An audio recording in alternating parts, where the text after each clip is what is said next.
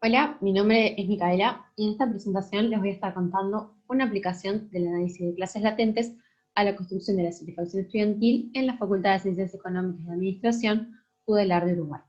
Este trabajo fue elaborado por Elena Bernaza, Ramón Álvarez Vaz y quien les habla. Nosotros pertenecemos al Instituto de Estadística del Departamento de Métodos Cuantitativos de la facultad antes mencionada. Este va a ser el orden que vamos a seguir a lo largo de la presentación: introducción, metodología, resultados y conclusiones. Nosotros partimos de la base de que conocer el nivel de satisfacción del cliente con un determinado servicio y sobre todo determinar cómo se construye y caracteriza ese nivel de satisfacción resulta fundamental para poder tomar decisiones enfocadas en mantener y o mejorar aquellos factores que se entiende que determinan la satisfacción. Siguiendo esta idea, resulta esencial contar con un instrumento que pueda cuantificar y cualificar de forma acertada tanto la satisfacción global como cada una de las dimensiones que la componen y determinan. Algunos instrumentos que sirvieron de antecedente para esta investigación son los siguientes. En 1989 se desarrolló el primer índice para medir la satisfacción del cliente con un determinado servicio, y esto dio como resultado el índice sueco de satisfacción del consumidor. Posteriormente se introdujeron algunas modificaciones a este y surgieron otros índices y dentro de los más destacados se encuentran el Índice Americano de Satisfacción del Consumidor, elaborado en 1994, y el Índice Europeo de Satisfacción del Consumidor en 1996. En particular en este trabajo, los clientes van a ser los estudiantes de la Facultad de Ciencias Económicas y Administración, Universidad de la República de Uruguay, que de aquí en más voy a llamar la facultad. El servicio va a ser la educación de nivel terciario brindado por la facultad, y el instrumento que vamos a utilizar va a ser el índice de satisfacción del consumidor europeo, el cual lo vamos a elaborar mediante una adaptación del formulario AR63 desarrollado en un trabajo elaborado por Alves y Raposo en el año 2004. El objetivo general de nuestra investigación es proponer una estructura de grupos de estudiantes dentro de la facultad a partir de su nivel de satisfacción con la institución. A su vez, tenemos objetivos específicos que son comprobar si existe una variable de clases latentes que describa la satisfacción estudiantil sin variables explicativas, que es lo que nosotros llamamos el modelo incondicional. También queremos comprobar si existe una variable de clases latentes que describa la satisfacción estudiantil, pero ahora con variables explicativas, que sería el modelo condicional, y luego vamos a comparar ambos resultados. Entonces, la metodología que vamos a seguir es el análisis de clases latentes, la cual tiene como objetivo segmentar la tabla de contingencia creada a partir de variables observadas por una variable no observada, que se llama latente. Es decir, nosotros tenemos una tabla que contiene a todas las variables observadas con datos, y según una variable no observada, que es la variable latente, y en nuestro caso va a ser la satisfacción estudiantil, se segmenta la tabla. Algunas características de esta metodología son las siguientes. Se supone que las respuestas a todas las variables manifiestas son estadísticamente independientes con respecto a los valores de la variable latente, es decir, que se cumple la independencia local o condicional. Además, el modelo asocia cada individuo a una clase latente. Obviamente esto lo hace en términos de probabilidad. De esta manera se puede determinar el valor esperado con el que cada individuo responde a cada variable observada. El modelo estimado no estipula el número de clases latentes, pero estas se pueden determinar mediante el uso de distintos estadísticos de onda de ajuste. A su vez, estos modelos pueden verse como un caso particular de un modelo de regresión, en el cual sería posible incluir variables predictivas de la membresía de cada observación a una clase latente. Entonces, vamos a tener J variables manifiestas categóricas, cada una con K sub J posibles respuestas. Y sub I JK va a ser el valor observado de las J variables manifiestas para el individuo I, tal que va a valer 1 si el individuo I da la respuesta K en la variable J, y va a valer 0 en otro caso. También tenemos la Pi sub JRK, que representa la probabilidad condicional de que una observación de la clase R produzca el késimo resultado en la variable Jésima. Y finalmente tenemos a P sub R, que representa la probabilidad incondicional de que un individuo pertenezca a una clase R. Bueno, aquí lo que vemos son la probabilidad de que un individuo I genere un conjunto J de resultados en las variables manifiestas, asumiendo independencia condicional de los resultados y dado que pertenece a una clase R.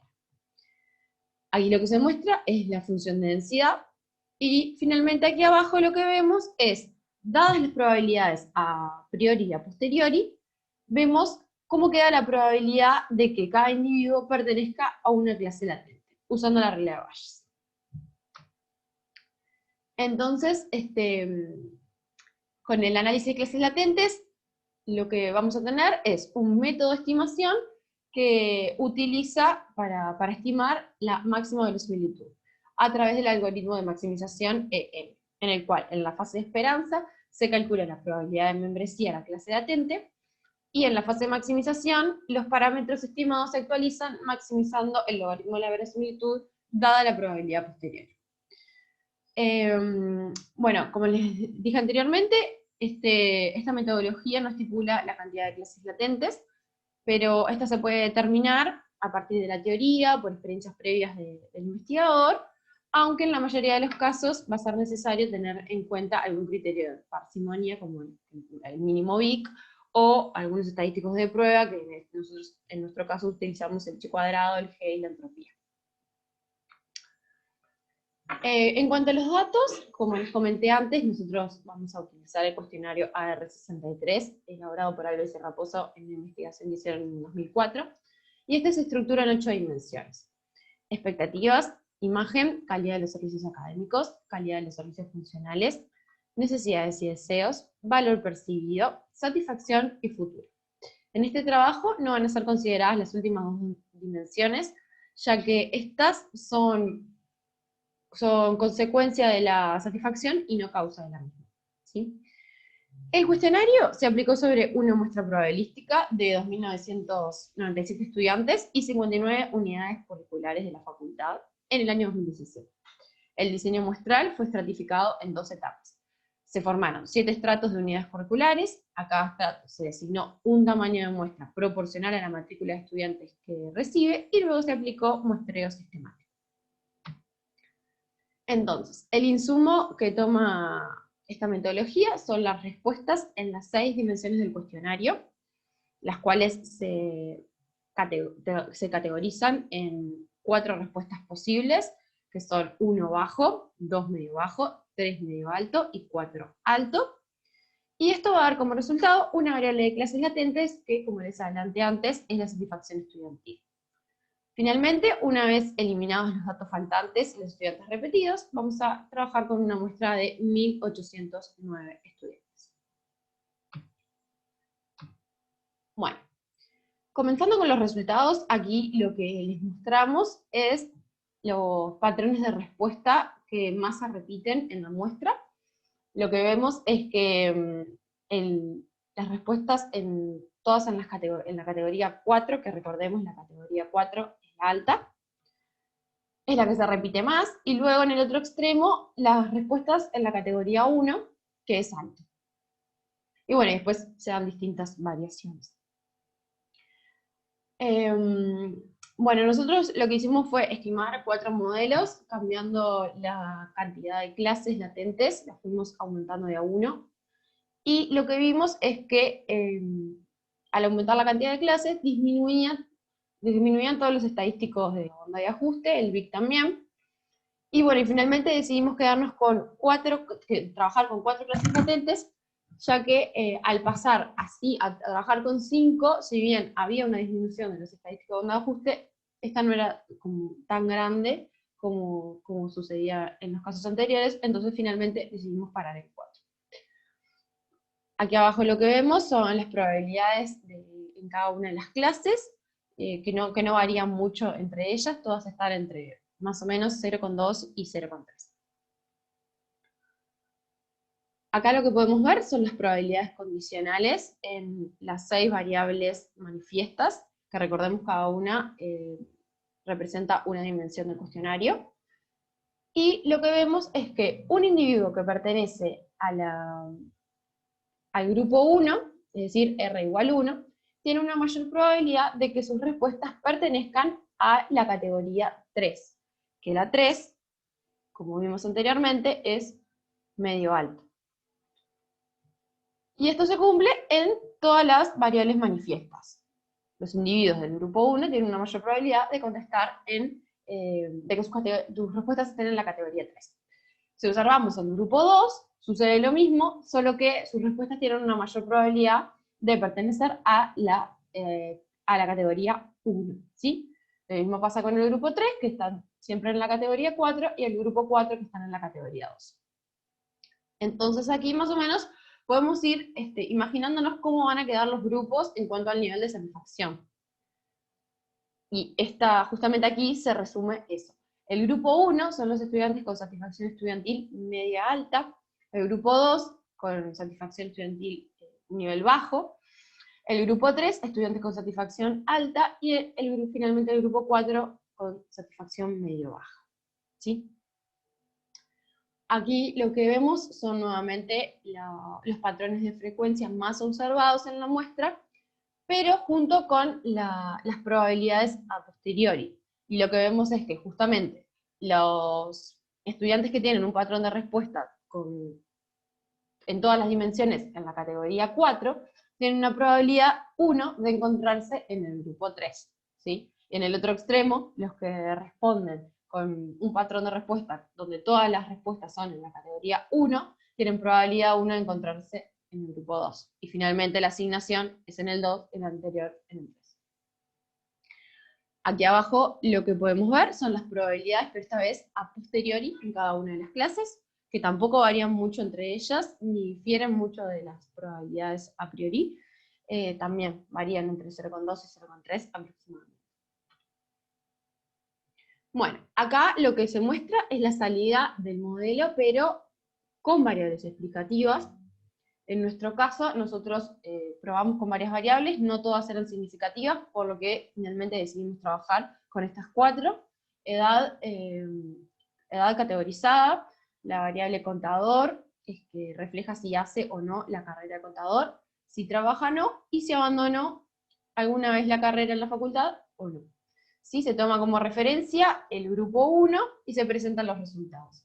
Lo que vemos a primera vista es que la edad siempre tiene una incidencia negativa y las otras variables una incidencia positiva para explicar la pertenencia a la clase latente.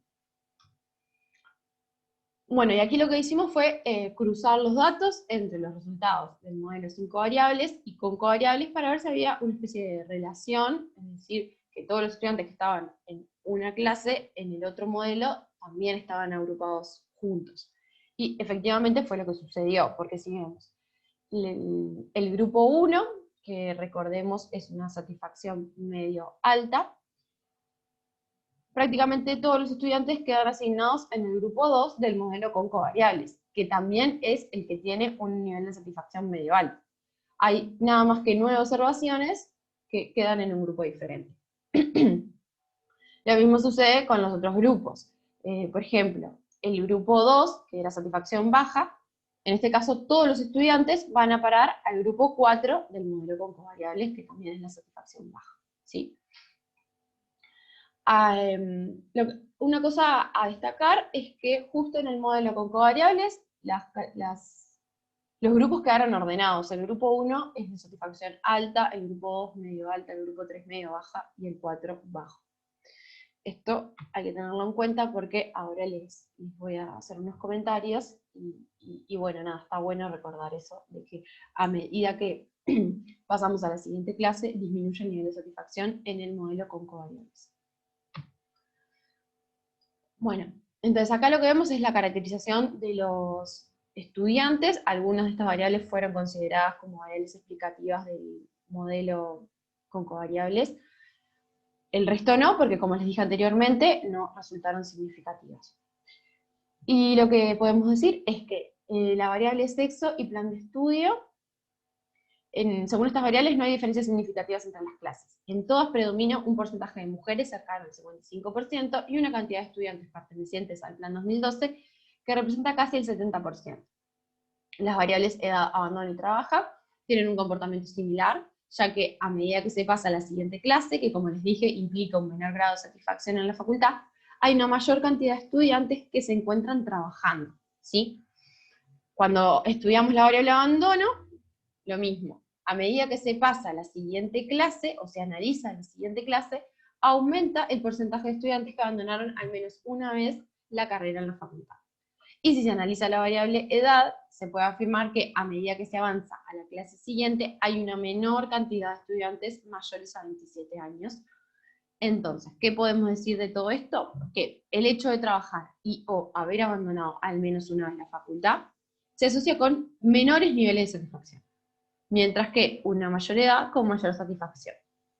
Finalmente, la variable contador no presentaron diferencias. La clase que tiene una menor proporción de estudiantes que cursan la carrera de contador es la 1, con 59%, y la mayor proporción la 3, con 72%.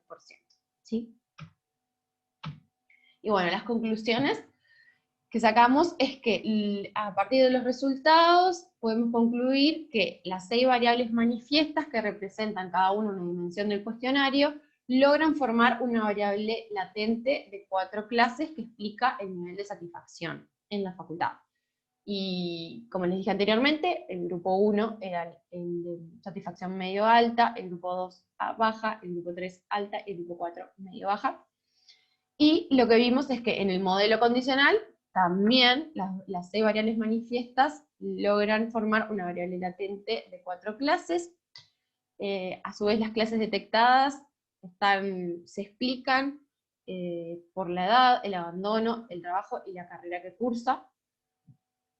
Y también vimos que había un acuerdo muy fuerte en las clases formadas con ambas estrategias, ¿sí?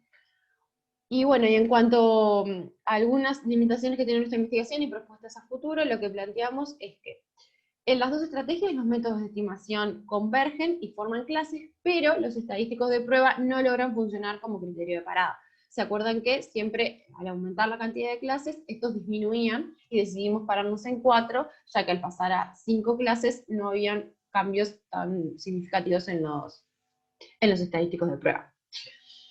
Y bueno, y pensamos que este fenómeno podría estar asociado al tamaño de la muestra, ya que por arriba de 1500 observaciones el método comienza a mostrar este comportamiento, o también puede ser a la estructura de la tabla de contingencias, que puede verse como una matriz sparse, ya que apenas el 15% de las configuraciones posibles se observan en nuestra muestra. Y como una propuesta a futuro, lo que podríamos hacer es considerar los pesos muestrales que tienen las observaciones en la muestra, y bueno, eso, y ahí ver qué resultados nos daría haciendo esto, ¿sí? Y bueno, acá lo que pueden ver son algunas de las referencias utilizadas en nuestro trabajo, y acá estaría terminando la presentación. Espero que les haya gustado, que la hayan entendido, y bueno, cualquier cosa quedamos a las órdenes, cualquier duda que tengan nos pueden escribir. Muchas gracias.